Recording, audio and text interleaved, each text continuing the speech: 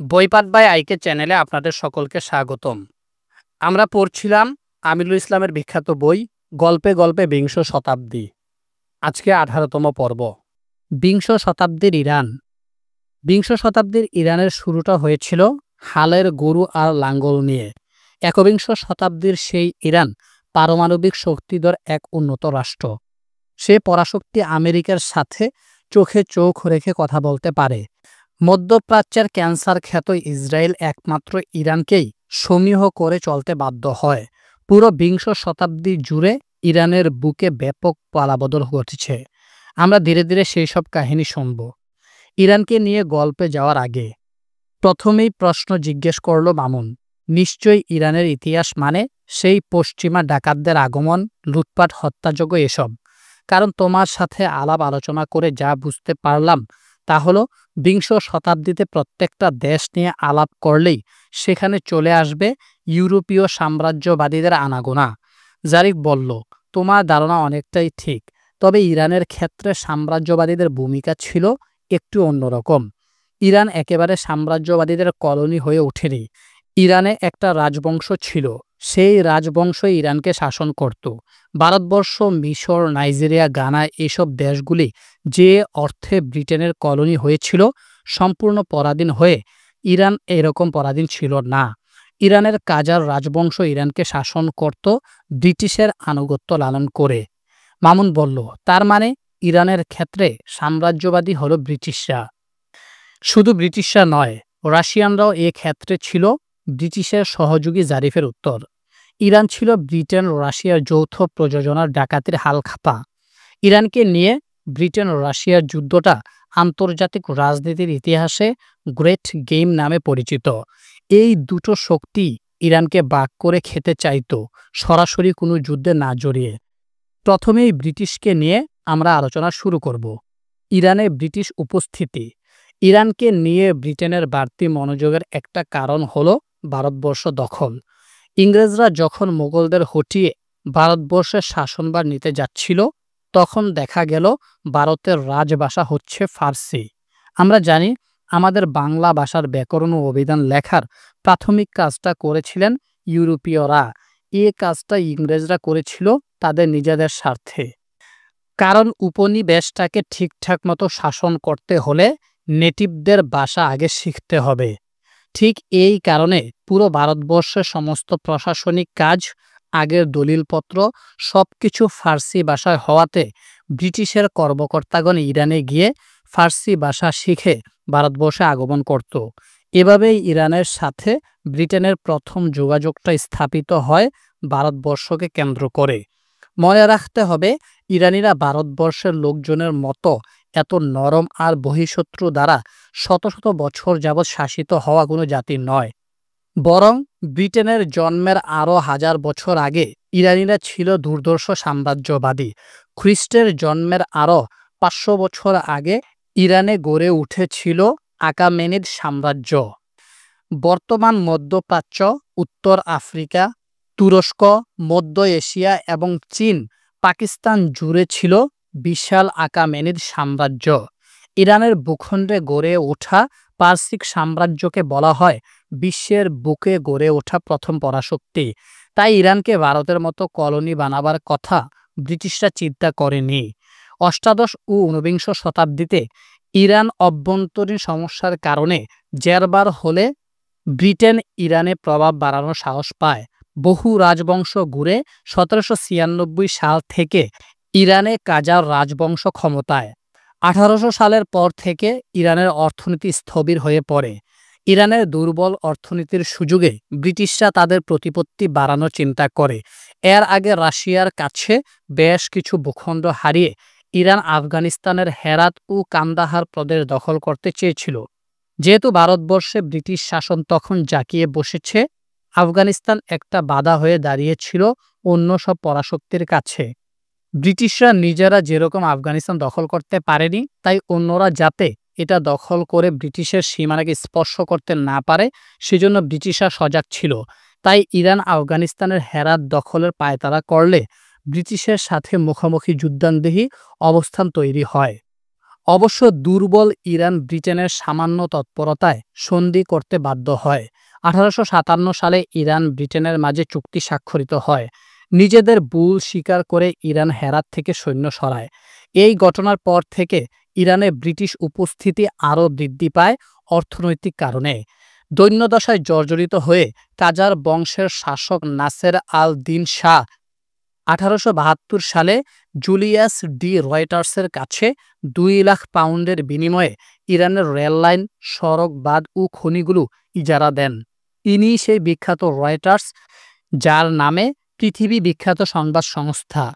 1891 সালে নাসের আল দিন শাহ তামাক পণ্যের যাবতীয় নিয়ন্ত্রণ আরেকজন ব্রিটিশ নাগরিক মেজর টালবোটের কাছে বিক্রি করে দেন। যদিও এটা নিয়ে রাশিয়ার আপত্তি এবং পুরো ইরান জুড়ে ব্যাপক বিক্ষোভের জন্ম হয়। ইতিহাসে এ আন্দোলন টুবেকু বয়কট নামে পরিচিত। সোজা কথা, ইরানের অর্থনীতি প্রায় অনেকটাই নিয়ন্ত্রিত হচ্ছিল ব্রিটেনের দ্বারা। ইরানের রাশিয়ার উপস্থিতি 1651 সাল থেকেই রাশিয়ার সাথে ইরানের বিরোধ চলে আসছিল ককেশাস অঞ্চলকে কেন্দ্র করে। ইরানের বিরুদ্ধে একদিকে ছিল তুরস্কের অটোমান খেলাফত, অন্যদিকে সাম্রাজ্যবাদী রাশিয়া। এই দুই শত্রুর মোকাবেলা করতে গিয়ে দিন দিন দুর্বল হচ্ছিল ইরান। 1804 সাল থেকে শুরু হওয়া ককেশাস যুদ্ধে ইরান হেরে বসে। যুদ্ধ শেষ হয় 1813 সালে। ককেশাসের দেশ আজারবাইজান দখল করে রাশিয়ানরা। 1826 সালে আজারবাইজানের মালিকানা ফিরে পাওয়ার জন্য আবার যুদ্ধে নামে ইরান। উল্টো যুদ্ধে হেরে বসে এবং রাশিয়াকে আর্মেনিয়া দিয়ে দিতে বাধ্য হয়। ইরানের সাথে এই দুইটি যুদ্ধে রাশিয়ার সাহস বেড়ে যায়। ব্রিটেনের সাথে মিলে রাশিয়া ঐক্যমত্যের ভিত্তিতে ইরানে দখলদারিত্ব চালালো। 1907 সালে ইরানকে নিয়ে ব্রিটেন ও রাশিয়ায় একটা চুক্তি করে। ইরানের নব্য পরাশক্তি জার্মানের উত্থানে ভীত হয়ে দুই দেশ সিদ্ধান্ত নেয় রাশিয়াকে নিয়ে তারা নিজেদের মধ্যে কোনো ঝগড়া বিবাদ করবে না। মীমাংসা হয় রাশিয়া আফগানিস্তানের দিকে নজর দিবে না, আর ইরানকে দুটি দেশ ভৌগোলিকভাবে বিভক্ত করে কর্মকাণ্ড চালাবে। উত্তর ইরান ও ককেশাস অঞ্চলগুলি থাকবে রাশিয়ার নিয়ন্ত্রণে, আর পারস্য উপসাগরীয় অঞ্চলগুলি ছিল ব্রিটিশ নিয়ন্ত্রিত। যদিও কর্মকাণ্ডগুলো ছিল অর্থনৈতিক, রাজনৈতিকভাবে ইরান কখনোই কোনো দেশের কলোনিতে পরিণত হয়নি। দুর্বল কাজার রাজবংশের পতন ও পাহলবিদের উত্থান। ইরানের মাটিতে এভাবে যা খুশি তা করে বেড়াবে ব্রিটেন ও রাশিয়া, সেটা সহ্য হচ্ছিল না ইরানের মধ্যবিত্ত শ্রেণীর।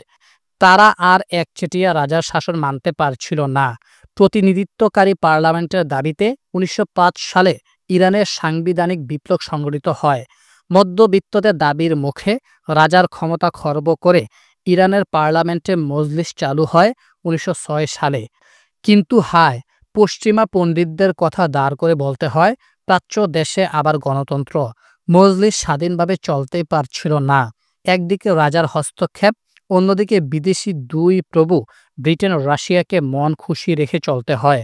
এমত অবস্থায় পার্লামেন্ট কিভাবে সচল থাকে? শেষমেশ পার্লামেন্ট ভেঙে যায় অন্য একটা কারণে।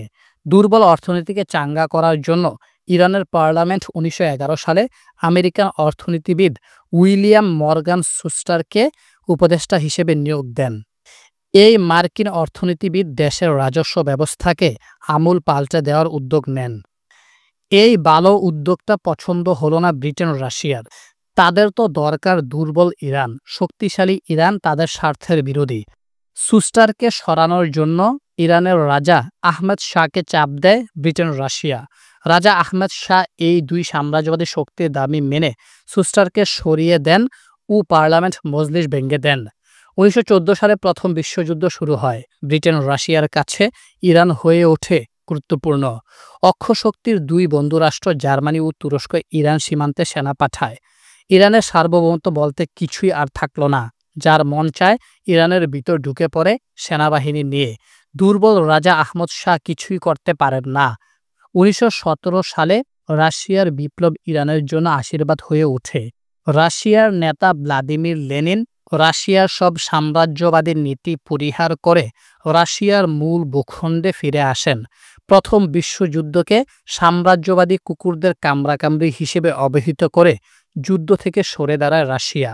যুদ্ধ শেষ হওয়ার পর ইরানের উপর একচ্ছত্র প্রভাব বিস্তার করতে চাইল ব্রিটেন, কিন্তু পরিবর্তিত পরিস্থিতিতে ব্রিটেন আর পারছিল না ইরানকে তাদের বশংবদ করে রাখতে। 1921 সালের মধ্যে ব্রিটেন ইরান থেকে তাদের সমস্ত উপদেষ্টাদের ফিরিয়ে আনলো। ইরানে যখন এরকম পালাবদল চলছিল, ঠিক সেই মুহূর্তে তলে তলে শক্তি বাড়াচ্ছিলেন রেজা খান নামে এক সামরিক কর্মকর্তা। 1921 সালেই রেজা খান তার অধীনস্থ সামরিক অফিসারদের নিয়ে রাজা আহমেদ শাহের বিরুদ্ধে এক অভ্যুত্থান ঘটান। ভীত সন্ত্রস্ত রাজা তাকে প্রথমে যুদ্ধমন্ত্রী ও পরে প্রধানমন্ত্রী হিসেবে নিয়োগ দেন। সমস্ত সেনাবাহিনীর কাছ থেকেও আনুগত্য লাভ করেন রেজা খান।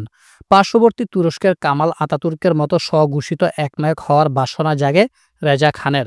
1925 সালে কাজার রাজবংশের সর্বশেষ রাজা আহমদ শাহকে উৎখাত করে রেজা খান রেজা শাহ উপাধি লাভ করে ইরানের সর্বময় ক্ষমতা লাভ করেন। নিজের নামের শেষে পাহলবি উপাধি লাগিয়ে রেজা শাহ পাহলবি রাজবংশের প্রতিষ্ঠাতা সাজেন। দ্বিতীয় বিশ্বযুদ্ধে ইরান। রেজা শাহ পাহলবি 1925 সাল থেকে শুরু করে 1941 সাল পর্যন্ত ইরানের ক্ষমতায় ছিলেন। আধুনিক যুগের যত ভালো কিছু ইরানের সূচনা হয়েছে তার মূলে ছিল রেজা শাহ পাহলবির ক্ষমতাকাল। তিনি ইরানের নতুন যুগের গোড়াপত্তন করেন। তেহরান বিশ্ববিদ্যালয় প্রতিষ্ঠিত হয়। অবশ্য বেশি প্রগতিশীল হতে গিয়ে নারীদের বোরখা পরাকে নিষিদ্ধ করেন। বিয়ের জন্য নারীদের বয়স সীমা বেঁধে দেওয়া হয়। চিকিৎসা, প্রকৌশল বিদ্যা সব দিক দিয়ে ইরান এগিয়ে যেতে থাকে। ইরানে 1908 সালেই রপ্তানিযোগ্য তেল সরবরাহে বিশ্বের দৃষ্টি কাটতে সমর্থ হয়। বিদেশি কোম্পানির সাথে অনেক দর কষাকষি করে দেশের স্বার্থের অনুকূলে রেজা শাহ যুগোপযোগী সিদ্ধান্ত নেন। প্রাচ্য দেশীয় শাসকের যে সাধারণ বৈশিষ্ট্য থাকে সে ব্যাপারটাতে অবশ্য পিছিয়ে ছিলেন না রেজা শাহ। সমস্ত দলকে নিষিদ্ধ করে শ্রমিকদের জন্য ট্রেড ইউনিয়ন বেআইনি ঘোষণা করে দুর্দণ্ড প্রতাপে দেশ শাসন করেছিলেন। ব্রিটেনের প্রভাব না থাকায় ইরান জার্মানির দিকে ঝুঁকে পড়ে। জার্মানি থেকে দলে দলে উপদেষ্টারা গিয়ে ইরানের তেলভিত্তিক অর্থনীতির হাল ধরে। দ্বিতীয় বিশ্বযুদ্ধ রেজা শাহের সাজানো সংসার এলোমেলো করে দিল। সবাই জানেন 1939 সালে দ্বিতীয় বিশ্বযুদ্ধ শুরু হয়। জার্মানির ভয়ে পুরো ইউরোপ কম্পমান। 1941 সালে জার্মানি যখন রাশিয়া আক্রমণ করে তখন ব্রিটেন ভাবল এই বুঝি সব শেষ। জার্মানদের হাতে রাশিয়ানরা মাস খানেকের মধ্যেই পরাজিত হবে। ব্রিটেনের ভাগ্য ভালো, রাশিয়ানরা জার্মানদের ঠেকিয়ে দিয়েছিল। ইরান হয়ে ওঠে ব্রিটেন রাশিয়ার জন্য গুরুত্বপূর্ণ। কিন্তু ইরানের শাসক শাহ রেজা বড্ড নাছোড়বান্দা। তিনি জার্মানির সাথে সম্পর্ক তৈরি করার জন্য পাগল হয়ে উঠছিলেন। এ কারণেই রেজা শাহকে ব্রিটেন ক্ষমতা থেকে সরিয়ে দেন। ক্ষমতায় বসানো হয় তার ছেলে মোহাম্মদ রেজা শাহকে। 1944 সালে ক্ষমতাচ্যুত শাহ রেজা মারা যান দক্ষিণ আফ্রিকায়। মোসাদ্দেকের পতন ও শাহের উত্থান। অত্যন্ত উচ্চ শিক্ষিত ও সম্ভ্রান্ত বংশের লোক মোহাম্মদ মোসাদ্দেকের জন্ম হয়েছিল 1880 সালে। আইনশাস্ত্রে উচ্চ শিক্ষা নেন সুইজারল্যান্ডের লুসান ইউনিভার্সিটি থেকে। তারপর ইরানে ফিরে আসেন 1914 সালে। গুরুত্বপূর্ণ ফার্স প্রদেশের গভর্নর নিযুক্ত হন। 1925 সালে রেজা খানের সামরিক শাসন শুরু হলে তিনি তার বিরোধিতা করেন, পরে স্বেচ্ছায় অবসর নেন। 1941 সালে যখন ব্রিটেন ও রাশিয়া যৌথভাবে শাহকে ক্ষমতা থেকে সরিয়ে দেন তখন তিনি আবার রাজনীতিতে সক্রিয় হন। 1944 সালে ইরানের পার্লামেন্ট মজলিসের সদস্য নির্বাচিত হন। ধীরে ধীরে মোসাদ্দেক অত্যন্ত শক্তিশালী হয়ে ওঠেন। ইরানের তেল ক্ষেত্রগুলো নিয়ন্ত্রণ করত কুখ্যাত অ্যাংলো ইরানিয়ান তেল কোম্পানি, যার পরিবর্তিত বর্তমান নাম ব্রিটিশ পেট্রোলিয়াম বা বিপি। বিপুল পরিমাণ তেলের মালিক হওয়া সত্ত্বেও তেল থেকে অর্জিত রাজস্ব পুরোটাই চলে যেত ব্রিটেনের পেটে। মোসাদ্দেক দেশের তরুণ সমাজসহ শিক্ষিত সমাজকে প্রতিনিয়ত জাগিয়ে তুলেছিলেন এই বলে যে আমাদের দেশের তেল ক্ষেত্র আমাদের হাতেই থাকবে, তেল উত্তোলনের প্রযুক্তি ইরানি আয়ত্ত করবে। 1951 সালে সত্যি সত্যি যখন মোসাদ্দেক দেশের প্রধানমন্ত্রী নির্বাচিত হন তখন যেন মাথায় বাজ পড়ল ব্রিটেনের। ব্রিটেন আমেরিকার কাছে সাহায্য চাইলেন। 1952 সালে নতুন প্রেসিডেন্ট হিসেবে আইসেনহাওয়ার শপথ নেওয়ার পরই তিনি সিআইএকে বলে দিয়েছিলেন যেভাবেই হোক ইরানের মোসাদ্দেককে সরাতে হবে। গণতান্ত্রিকভাবে নির্বাচিত প্রধানমন্ত্রী অপেক্ষা স্বৈরশাসক শাহ বহুগুণে ভালো আমেরিকার জন্য। মামুন বলল, তুমি বললে আমেরিকা দ্বিতীয় বিশ্বযুদ্ধের পর পুরো বিশ্বের মুক্তিদাতা। সেই আমেরিকা কিভাবে গণতান্ত্রিকভাবে নির্বাচিত সরকারকে হটিয়ে শাহ এর মতো এক নায়ককে পৃষ্ঠপোষকতা দেয়? জারিফ বলল, আমি আমেরিকার প্রশংসা করি বিভিন্ন কারণে। তার মধ্যে অন্যতম কারণ হচ্ছে দ্বিতীয় বিশ্বযুদ্ধের পর ধ্বংসপ্রাপ্ত ইউরোপের পাশে যদি আমেরিকা না দাঁড়াতো তাহলে পুরো মানবজাতি হুমকির মুখে পড়ত। তাছাড়া ব্রিটিশ ও ফরাসি সাম্রাজ্যবাদীরা যাতে তাদের কলোনিগুলোকে স্বাধীন করে দেয় এ ব্যাপারে আমেরিকা সব সময় উচ্চকণ্ঠ ছিল। কিন্তু স্নায়ুযুদ্ধের সময়কালে রাশিয়াকে ঠেকাতে গিয়ে আমেরিকা একটা ঘৃণ্য কাজ করেছে পুরো বিশ্বব্যাপী। তা হলো রাশিয়ার পক্ষাবলম্বনকারী সরকার যতই ভালো হোক, যতই গণতান্ত্রিক হোক, সেই সরকারকে যে কোনো মূল্যে সরাতে হবে। সেই সরকারের বিরুদ্ধে নৃশংস সামরিক সরকারকে পিছনের দরজা দিয়ে ক্ষমতায় বসিয়েছে আমেরিকা। এই কাজটা মধ্য আমেরিকার দেশ গোয়াতেমালায় হয়েছে, চিলিতে হয়েছে, কম্বোডিয়াতে হয়েছে। লাতিন আমেরিকার 15টি দেশে সামরিক সরকার ক্ষমতা দখল করেছে শুধুমাত্র আমেরিকার সমর্থনে। পাকিস্তানের সামরিক সরকার ছিল আমেরিকার ঘনিষ্ঠ মিত্র। আমেরিকা নিজের দেশে ও পশ্চিম ইউরোপে গণতন্ত্র ও মানবাধিকারের পক্ষে কথা বলেছে, কিন্তু অন্যত্র কমিউনিজম ঠেকানোর দায়ে গণতন্ত্র বিরোধী শক্তিকে ক্ষমতায় বসিয়েছে। ঠিক সেই ঘটনাই ঘটেছে ইরানে 1953 সালে। আমেরিকান গোয়েন্দা সংস্থা CIA ও ব্রিটিশ গোয়েন্দা সংস্থা MI6 এর যৌথ প্রযোজনা। আমেরিকার গোয়েন্দা সংস্থা CIA ও ব্রিটিশ গোয়েন্দা সংস্থা MI6 মোসাদ্দেককে সরানোর জন্য তৎপর হয়। মামুন জিজ্ঞেস করল, একটি গোয়েন্দা সংস্থা কিভাবে অন্য দেশের একটি সরকারকে হটিয়ে দেয়? জারিফ বলল, CIA প্রতিষ্ঠার ইতিহাস সেজন্য তোমাকে জানতে হবে। এই প্রতিষ্ঠানটির জন্মই হয়েছিল বিশ্বের বিভিন্ন দেশের মার্কিন বিরোধী সরকারকে উৎখাত করার জন্য। সাবেক মার্কিন প্রেসিডেন্ট থিওডোর রুজভেল্টের নাতি কারমিট রুজভেল্টের নেতৃত্বে মোসাদ্দেক সরকারের বিরুদ্ধে সাজানো বিক্ষোভ আয়োজন করা হয় তেহরানে।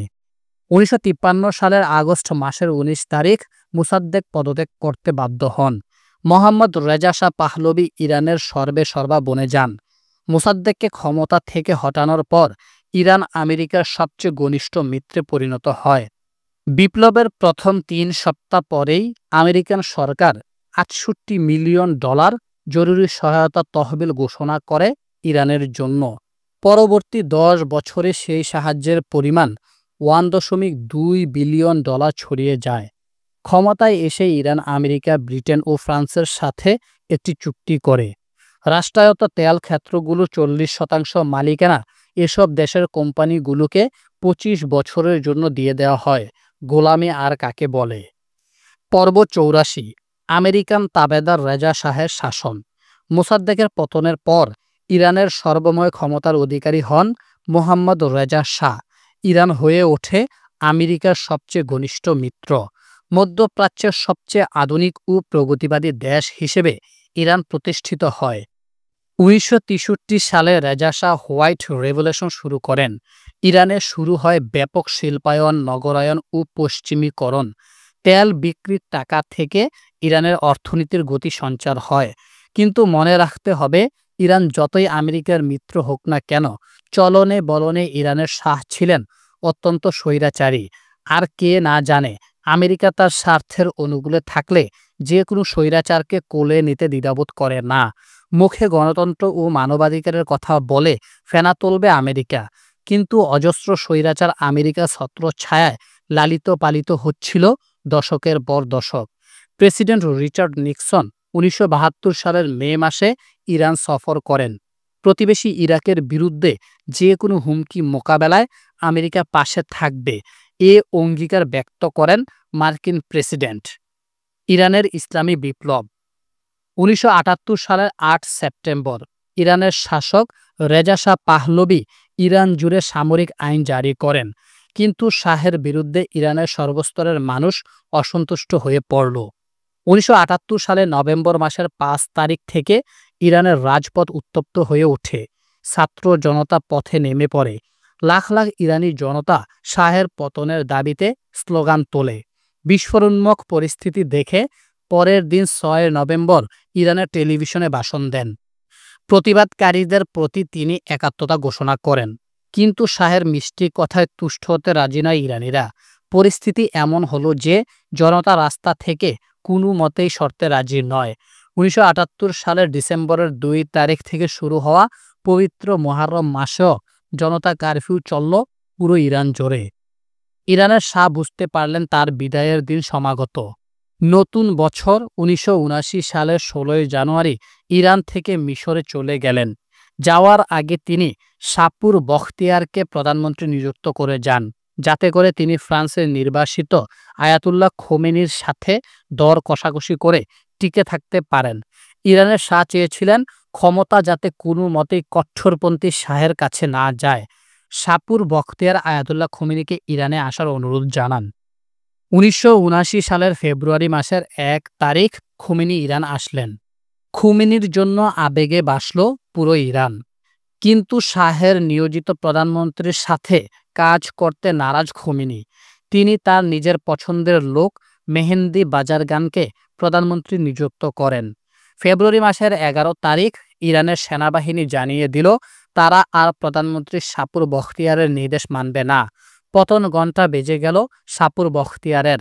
বিপ্লবের ১৬ কলা পূর্ণ হলো ইরানে। ১৯৭৯ সালের এপ্রিল মাসের ১ তারিখ ইরানের নতুন নামকরণ করা হয় ইসলামিক রিপাবলিকান অব ইরান। এখানে আরেকটি ব্যাপার উল্লেখ করতেই হবে। পরাশক্তিধর আমেরিকা শাহের আমলে ছিল ইরানের ঘনিষ্ঠ বন্ধু, কিন্তু খোমেনিকে দেখতেই পারত না আমেরিকা। ইসলামী বিপ্লবীর পর ইরান বন্ধু রাষ্ট্র থেকে রাতারাতি শত্রু রাষ্ট্রে পরিণত হয়। তারপর ইরানের ছাত্ররা আমেরিকান দূতাবাসের কর্মকর্তাদের বন্দি করলে শত্রুর উপর চিরস্থায়ী সিলমোহর পড়ে। আন্তর্জাতিক রাজনীতিতে এটা আমেরিকার জিম্মি সংকট নামেও পরিচিত। ঘটনার বিস্তারিত এখানে তুলে ধরা হলো। ইরানের ক্ষমতাচ্যুত শাহ মিশরে দিন কাটাচ্ছিলেন, কিন্তু তার ক্যান্সার চিকিৎসার জন্য আমেরিকা যাওয়ার ইচ্ছা প্রকাশ করলেন। শাহের ইচ্ছার প্রতি সম্মান জানিয়ে আমেরিকার প্রেসিডেন্ট জিমি কার্টার তাকে আমেরিকা আসার জন্য ভিসা দেন। এ সংবাদে ফুঁসে উঠেছিল ইরানের সাধারণ জনগণ। ৪ নভেম্বর ১৯৭৯ শাহ আমেরিকায় পা রাখলেন। আর যায় কোথায়? এ খবর পাওয়া মাত্রই ইরানের ছাত্ররা রাস্তায় নেমে প্রতিবাদ মুখর হয়ে উঠল।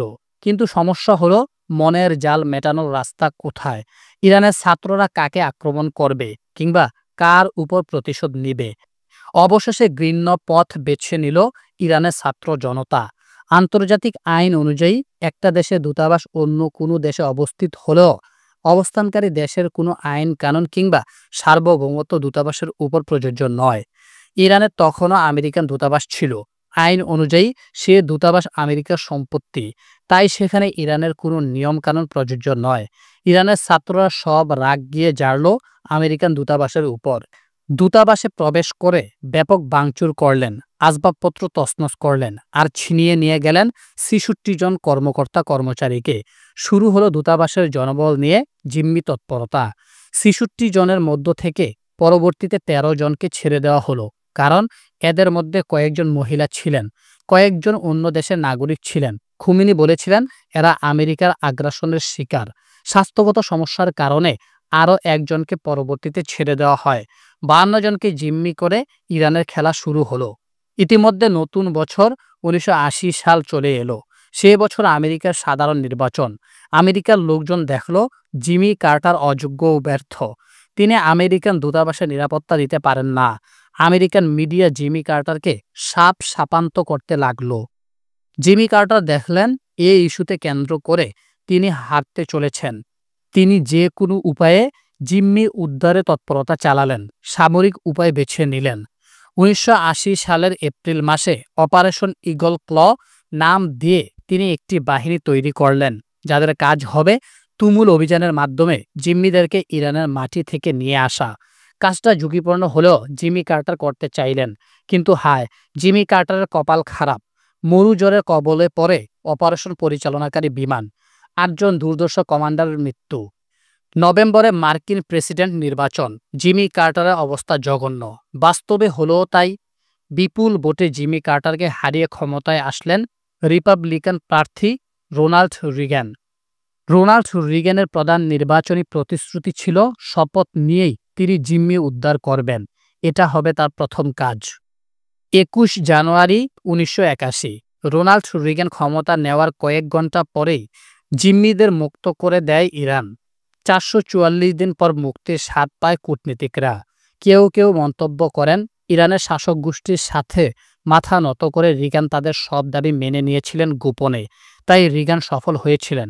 রিগ্যান অবশ্য নিজের সেসব অভিযোগ উড়িয়ে দিয়েছিলেন। জিম্মি উদ্ধার সফল হলেও ইরানের সাথে কূটনৈতিক সম্পর্ক আর গড়ে ওঠেনি, যেটা অদ্যাবধি বিরাজমান। বিংশ শতাব্দীর মিশর। বিংশ শতাব্দীর মিশরের ইতিহাস নিয়ে আলোচনা করতে হবে তুরস্কের ওসমানিয়া সুলতানদের শাসন ও ফরাসি সমরনায়ক নেপোলিয়নের নাম। যদি ১৮৮২ সাল থেকে মিশর ছিল ব্রিটেনের দখলে আর নেপোলিয়ন মারা যান তারও আগে ১৮২১ সালে। তুরস্কের ওসমানিয়া খেলাফতের নাম এজন্য নিতে হবে কারণ ১৫১৭ সাল থেকেই মিশর ছিল তুরস্কের ওসমানিয়া সালতানাতের অধীনে। তুরস্কের সুলতানদের প্রতিনিধিরা মিশর শাসন করতেন। ওসমানিয়া সালতানাত দুর্বল হয়ে গেলে মিশরের শাসনকর্তারা প্রায় স্বাধীনভাবেই তাদের কর্মকাণ্ড পরিচালনা করতেন। ১৭৯৯ সালে ফ্রান্সের সমরনায়ক নেপোলিয়ন মিশর দখল করেন। নেপোলিয়ন নিজেকে ইসলামের অনুরাগী ও প্রাচীন মিশরীয় সভ্যতার একজন সমজদার হিসেবে নিজেকে প্রতিষ্ঠিত করতে চেয়েছিলেন। আধুনিক মিশরের সূচনাই হয়েছিল নেপোলিয়নের আক্রমণকালকে কেন্দ্র করে। মিশরের মানুষের মন জয় করতে চেয়েছিলেন নেপোলিয়ন। ঈদে মিলাদুন্নবী পালন করেছিলেন নেপোলিয়ন। স্থানীয় জনসাধারণের সাথে মিশতে চেয়েছিলেন, কারণ মিশর দখলে রাখা নেপোলিয়নের উদ্দেশ্য ছিল না। নেপোলিয়নের উদ্দেশ্য ছিল ভারতবর্ষ দখল করার। ব্রিটিশের অতি প্রিয় উপনিবেশ ভারতবর্ষ দখল করে তিনি ব্রিটিশ সাম্রাজ্য তছনছ করে দিতে চেয়েছিলেন। ইংরেজ বিরোধী মহীশূরের শাসক টিপু সুলতানের সাথে গভীর বন্ধুত্ব ছিল নেপোলিয়নের। যাই হোক, শেষমেশ কোনো কিছুই বেটে বলে হয়নি নেপোলিয়নের জন্য। ৩ বছর যাবৎ অবস্থান করে অবশেষে নেপোলিয়ন মিশর ত্যাগ করতে বাধ্য হন। কিন্তু আজকে আমরা প্রাচীন মিশরে যে অমূল্য সম্পদ ও প্রত্নতাত্ত্বিক নিদর্শন পাই তার মূলে আছে নেপোলিয়নের ভূমিকা। নেপোলিয়ন প্রচুর বৈজ্ঞানিক ও গবেষক নিয়ে মিশরে পা রেখেছিলেন। সুয়েজ খাল ও ব্রিটিশ। নেপোলিয়ন মিশর থেকে পরিত্যাগ করার পর আবার অথর্ব ওসমানিয়া শাসকরা মিশরের শাসন ক্ষমতায় বসে। তুরস্ক নিজেই ছিল ইউরোপের রুগ্ন মানুষ। মিশরকে সে কতটুকু উন্নত করবে? মিশর হয়ে পড়ে ব্রিটিশ আর ফ্রান্সের লুটপাটের এক মহাযজ্ঞ।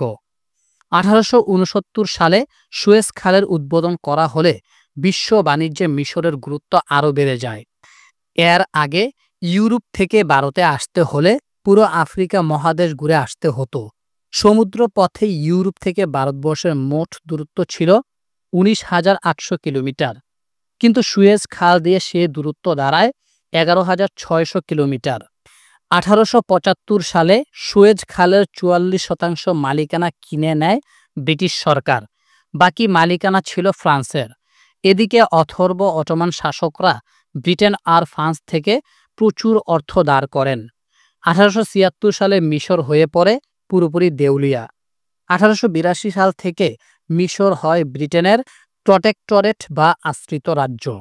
অন্যান্য কলোনিগুলোর মতো পুরোপুরি দখল করেনি, যদিও মিশরের সব কিছুকে ব্রিটেন নিয়ন্ত্রণ করত। তাবেদার শাসকদের ক্ষমতায় বসিয়ে ব্রিটেন তার সব উদ্দেশ্য হাসিল করতে পারত। প্রথম বিশ্বযুদ্ধে প্রায় ১৫ লক্ষ মিশরীয় ব্রিটেনের পক্ষে যুদ্ধে নামতে বাধ্য হয়। ভারতবর্ষকে শাসন করার জন্য সুয়েজ খাল দিয়ে যাতায়াত করতে হয় বিদায় মিশরকে নিয়ন্ত্রণে রাখা ব্রিটেনের জন্য খুবই জরুরি ছিল।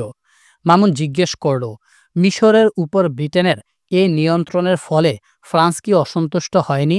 জারিফ উত্তর দিল, প্রথম অসন্তুষ্ট হয়েছিল, কিন্তু পরে যখন ফ্রান্স দেখল আফ্রিকার অন্যান্য দেশে তারা নির্দ্বিধায় তাদের উপনিবেশ বিস্তার করছিল এবং তাতে ব্রিটেন বাধা দিচ্ছে না, তখন মিশরের উপর ব্রিটেন আধিপত্যকে তারা মেনে নেয়।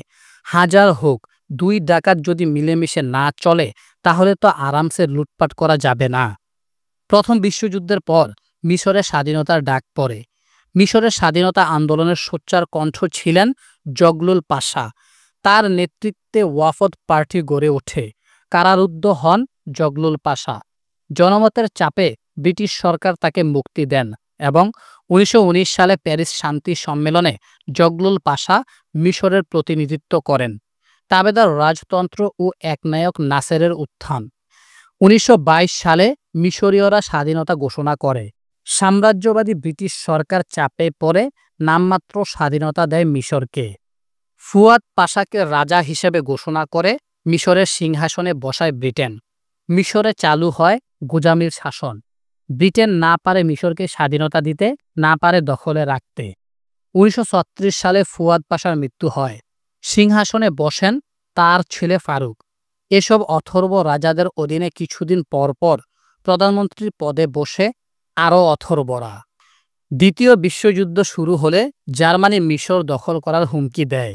মিশরের জনগণ ব্রিটেনের এসব গোজামিল মার্কা গণতন্ত্র ও সাংবিধানিক রাজতন্ত্রের পরিবর্তে জার্মানির শাসন কামনা করছিল। রাজা ফারুকের শাসনকাল নানা ঘটনায় ভরপুর। চরমপন্থী মুসলমানদের বিভিন্ন সংগঠন গজিয়ে ওঠে। ১৯২৮ সালে প্রতিষ্ঠিত হওয়া মুসলিম ব্রাদারহুড অত্যন্ত জনপ্রিয় সংগঠন ছিল। এর প্রতিষ্ঠাতা হাসান আল বান্না একজন কার্যকর সংগঠক ছিলেন। সমাজের সর্বস্তরে মুসলিম ব্রাদারহুড জনপ্রিয় হয়ে ওঠে। ইসরায়েল রাষ্ট্রের প্রতিষ্ঠা হয় ১৯৪৮ সালে। মিশর সহ পার্শ্ববর্তী আরব দেশগুলো ইসরায়েলের উপর ঝাঁপিয়ে পড়ে। যদিও কার্যকর কিছুই করতে পারেনি আরবদের মধ্যকার অনৈক্য আর যথাযথ নেতৃত্বের অভাবে। ২৩ জুলাই ১৯৫২ মিশরের ইতিহাসের একটা গুরুত্বপূর্ণ দিন। রাজা ফারুককে বিতাড়িত করার জন্য একটা সামরিক অভ্যুত্থান সংগঠিত হয়। অভ্যুত্থানে নেতৃত্ব দেন মিশরের সামরিক অফিসার জামাল আবদেল নাসের। ২৫০০ বছর যাবৎ মিশর কেবলমাত্র অন্যের দ্বারা শাসিত হচ্ছিল। খ্রিস্টের জন্মের আরও ৫০০ বছর আগে মিশর পার্সিকদের কাছে তার স্বাধীনতা হারায়। তারপর থেকে গ্রিক, রোমান, ইসলামিক খেলাফত থেকে ওসমানী শাসন হয়ে ব্রিটিশ জাতি সবাই ছিল মিশরের বাইরের শক্তি। নাসের যদিও ছিলেন একজন সামরিক শাসক, তবুও মিশরের ইতিহাসে নাসের এক অন্যরকম প্রাণচাঞ্চল্য সৃষ্টি করে। সাম্রাজ্যবাদীদের বিরুদ্ধে মিশরীয় জাতীয়তাবাদকে তিনি সফল করে তুলেছিলেন। স্বাধীনচেতা নাসের ও ১৯৫৬ সালের সুয়েজ খাল সংকট। তবে শুরুতেই বলে রাখা ভালো, প্রাচ্য দেশীয় সামরিক একনায়ক বলতে যা বুঝায় নাসের তেমনই ছিলেন। ক্ষমতায় এসে অন্য সব রাজনৈতিক দলকে তিনি নিষিদ্ধ করেন। বিরোধী মতকে দমন করেন নিষ্ঠুরভাবে। সে আলোচনা একপাশে সরিয়ে রাখলে নাসের ছিলেন আপন মহিমায় উজ্জ্বল। সময়টা ছিল স্নায়ুযুদ্ধের উত্তাল কাল। জারিফ বলল, মনে রাখবে মামুন, ১৯৫৬ সালের সুয়েজ খাল সংকট বিংশ শতাব্দীর ইতিহাসে এমন একটা গুরুত্বপূর্ণ ঘটনা, যে ঘটনার পরিপ্রেক্ষিতে ব্রিটেন ফ্রান্সের আধিপত্য অবসানের উপর স্থায়ীভাবে সিলমোহর পড়ে। ব্রিটেন ফ্রান্সের লজ্জাজনক পিছুটান বিশ্বকে এই বার্তা দেয় যে শত শত বছর ধরে অন্যের দেশ দখল করে যে মাস্তানি দেখিয়েছে এই দুই ইউরোপীয় সাম্রাজ্যবাদী দেশ, বিশ্ব তাদের দাপট আর দেখবে না। ব্রিটেন ফ্রান্সের সাথে মধ্যপ্রাচ্যের ক্যান্সার হিসেবে খ্যাত ইসরায়েলের সামরিক কূটনীতিও মার খায় এই সুয়েজ সংকটকে কেন্দ্র করে। আগেই বলেছি, সুয়েজ খাল ছিল ব্রিটেনের অর্থনীতির লাইফলাইন। কিন্তু দ্বিতীয় বিশ্বযুদ্ধোত্তর বিশ্বে ব্রিটেন যখন ভারতসহ অধিকাংশ কলোনিকে স্বাধীন করে দিচ্ছিল, তখন অন্য পরাশক্তি ফ্রান্সের বিরুদ্ধে তার কলোনিগুলো স্বাধীনতার জন্য লড়ছিল। কলোনিগুলো রক্ষা করা দূরের কথা, নিজের দেশের অর্থনৈতিক দুরবস্থা সামাল দেওয়াই কঠিন কাজ ছিল এই দুই দেশের জন্য। সুয়েজ খালের মালিকানা তখনও ছিল যৌথভাবে ব্রিটেন ফ্রান্সের হাতে। কিন্তু রাজা ফারুককে হটিয়ে নাসেরের সামরিক অভ্যুত্থান ঘটান ১৯৫২ সালে। আর ১৯৫৪ সালে নাসের হন মিশরের প্রেসিডেন্ট ও সর্বময় ক্ষমতার অধিকারী। কিন্তু বাধল গন্ডগোল। তিনটা কাজ করে নাসের পুরো বিশ্বে হইচই ফেলে দেন। চলো আমরা এবার সেই কাহিনীগুলো শুনি। নাসের ক্ষমতায় এসেই প্রথমে সাইজ করেন দখলদার ইসরায়েলকে। সিনাই উপত্যকাকে ঘেঁষে লোহিত সাগরের যে দ্বারা ইসরায়েলের দিকে গিয়েছে সেটার উৎস মুখের মালিকানা মিশরের। সেই রাস্তার প্রবেশপথ বন্ধ করে দিলেন নাসের। ইসরায়েলের জন্য লোহিত সাগরে প্রবেশ করা হয়ে উঠল অসম্ভব। দ্বিতীয় কাজটি হচ্ছে আসওয়ান বাঁধ নির্মাণে আমেরিকার সাহায্য থেকে সরে আসা। আমরা সবাই জানি মিশর হচ্ছে নীল নদের দান। নীল নদের পানির প্রবাহ মিশরের সব জায়গায় সমান নয়। মরুময় মিশরকে শস্য শ্যামলা করার জন্য আসওয়ান বাঁধ তৈরি করার একটি উচ্চবিলাসী প্রকল্প হাতে নেয় মিশর। ব্রিটেন ও আমেরিকা আসওয়ান বাঁধ নির্মাণের জন্য প্রথম ধাপে প্রায় $270 মিলিয়ন ঋণ দিতে রাজি হয়। কিন্তু কমিউনিস্ট রাষ্ট্র চেকোস্লোভাকিয়ার সাথে নাসের অস্ত্র আমদানির একটি গোপন চুক্তি করেন। এই চুক্তির কথা যখন ফাঁস হয়ে যায় তখন আমেরিকা ব্রিটেন মিশরকে সাহায্য করার অঙ্গীকার থেকে সরে আসে। 1956 সালের জুলাই মাসের 20 তারিখ মার্কিন পররাষ্ট্র সচিব জন ফস্টার ডালেস আনুষ্ঠানিকভাবে ঘোষণা করেন আসওয়ান বাঁধ নির্মাণের জন্য মিশরকে কোনো প্রকার সহায়তা দেওয়া হবে না। এই তপ্ত পরিস্থিতিতে আগুনে আরও ঘি ঢাললেন নাসের। ডালেসের ঘোষণার ঠিক 6 দিন পর 26 জুলাই তারিখে সুয়েজ খাল জাতীয়করণের কথা ঘোষণা দিলেন নাসের। ভূখণ্ড মিশরের, নীলনদ লোহিত সাগর, আলেকজান্দ্রিয়া বন্দর সবকিছুর মালিকানা মিশরের। তাহলে কোন যুক্তিতে অতি গুরুত্বপূর্ণ সুয়েজ খালের মালিকানা থাকবে ইউরোপীয় ডাকাত ব্রিটেন ফ্রান্সের হাতে? 1869 সাল থেকে সুয়েজ খালের লাভের গুড় খেয়েছে ব্রিটেন ফ্রান্স। নাসের ঘোষণা করলেন এসব মাস্তানির দিন শেষ, সুয়েজ খাল এখন মিশরের। শুরু হলো 3 শয়তানের নাটক ও মাস্তানি। নাসের কর্তৃক সুয়েজ খাল জাতীয়করণের পর পুরো বাংলা সিনেমার চিত্রনাট্য শুরু করল ব্রিটেন ফ্রান্স। এ কাজে তাদের যোগ্য সহচর হল নব্য রাষ্ট্র ইসরায়েল। ইসরায়েলের মাথা গরম। 1948 সালে প্রতিষ্ঠার পর থেকেই সে চারপাশে শত্রু দ্বারা আবদ্ধ। তার উপর সাম্প্রতিককালে নাসেরের মতো নেতার কঠোর পদক্ষেপের কারণে লোহিত সাগরে প্রবেশ করার সামর্থ্য নাই। 1948 সালে প্রথম আরব ইসরায়েল যুদ্ধে ইসরায়েল প্রায় হেরেই যাচ্ছিল। আরবদের অনৈক্য আর নেতৃত্বের অভাবের কারণে ইসরায়েলের তেমন কোনো ক্ষতি হয়নি। 1948 সালে ইসরায়েলের তুলনায় সম্মিলিত আরবদের শক্তি তুলনামূলক বেশি ছিল। কিন্তু এই 8 বছরে পরিস্থিতি পাল্টে গিয়েছে। ইসরায়েল প্রতিরক্ষা খাতে বাজেট বাড়িয়ে আমেরিকার সহায়তায় যথেষ্ট শক্তিশালী হয়ে গিয়েছে। তাই নাসেরকে একটা উচিত শিক্ষা দেওয়ার জন্য ইসরায়েলের হাত নিষ্পিস করছিল। নাটকের প্রথম অঙ্ক প্যারিসে, 22 অক্টোবর 1956। সুয়েজ খাল জাতীয়করণের 3 মাস কেটে গিয়েছে। ব্রিটেনের প্রধানমন্ত্রী অ্যান্থনি ইডেন রাগে ফেটে পড়েছেন। নাসেরের এত বড় সাহস, জগৎজোড়া কলোনি সামলিয়েছি আমরা, আর নাসেরের মতো এক বুইফোর নেতা ব্রিটেনকে পাত্তাই দিল না। ব্রিটেনের প্রধানমন্ত্রী তার পররাষ্ট্র দপ্তরের সমস্ত কর্মকর্তাদের বলে দিলেন যেভাবেই হোক নাসেরকে ক্ষমতা থেকে উৎখাত করতে হবে। অক্টোবরের 22 তারিখে প্যারিস থেকে অনতি দূরে একটি খামার বাড়িতে নম্বরবিহীন গাড়িতে করে তাশরিফ আনয়ন করলেন ফরাসি পররাষ্ট্রমন্ত্রী ক্রিস্টিয়ান পিনো। আগে থেকে সেই বাড়িতে অপেক্ষা করছেন 70 বছর বয়স্ক ইসরায়েলি প্রধানমন্ত্রী ডেভিড বেন গুরিয়ন। ইসরায়েলি প্রধানমন্ত্রীর সাথে chief of staff Moshe Daiyan এবং প্রতিরক্ষা মন্ত্রী শিমন পেরেজ। আরেক ষড়যন্ত্রকারী ব্রিটিশ পররাষ্ট্রমন্ত্রী সেলউইন লয়েড লন্ডনে তার বাড়িতে বসে জিমাচ্ছিলেন। বিকালের দিকে তিনিও প্যারিসে রওনা হলেন। গোপন মিটিংয়ে কী আলোচনা হয়েছিল সে ব্যাপারে বাইরের পৃথিবী কেউ জানতে পারেনি। তবে সে আলোচনা পুরোটাই যে মিশরের বেয়ারার শাসক নাসেরকে শায়েস্তা করা বিষয়ক সে ব্যাপারে কোনো সন্দেহ নাই। গোপন বৈঠকে স্বয়ং জড়িত ছিলেন ব্রিটিশ প্রধানমন্ত্রী অ্যান্থনি ইডেন ও ফরাসি প্রেসিডেন্ট গাই মলেট। শ্যাম্পেন বাগাবাগি চলল 3 শয়তান ইসরায়েল, ব্রিটেন আর ফ্রান্সের ক্ষমতাধরদের মধ্যে। কি হলো মিটিংয়ে? সিদ্ধান্ত হলো মিশর যেহেতু লোহিত সাগরের প্রবেশপথ বন্ধ করে দিয়েছে, তাই ইসরায়েল সে পথের দখল নেওয়ার জন্য অক্টোবরের 29 তারিখ 24,000 বর্গমাইল ব্যাপী মিশরের সিনাই উপত্যকা বরাবর তুমুল হামলা চালাবে। অপারেশনের নামও দেওয়া হয়েছে অপারেশন কাদেশ। ইসরায়েলের হামলার জবাবে মিশর অবশ্যই তার সেনাবাহিনীকে ইসরায়েলের বিরুদ্ধে মোতায়েন করবে। এ কথা পাগলও জানে। শুরু হয়ে যাবে ইসরায়েল মিশর যুদ্ধ, তখনই করতে হবে আসল নাটক। ব্রিটেন ফ্রান্স যৌথ বিবৃতি দিয়ে বলবে, কি শুরু করেছে দুষ্ট ছেলের দলেরা, যুদ্ধ করা ভালো নাকি?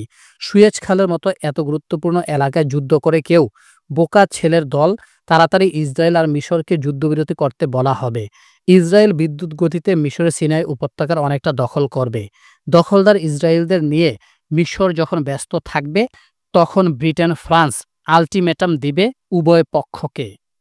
বলবে, দুষ্ট ছেলেরা, এবার অনেক হয়েছে, তোমরা যে যেখানে আছো আর অগ্রসর হইও না, যুদ্ধ থামাও। যদি তোমরা যুদ্ধ না থামাও, তাহলে কিন্তু আমরা হস্তক্ষেপ করব।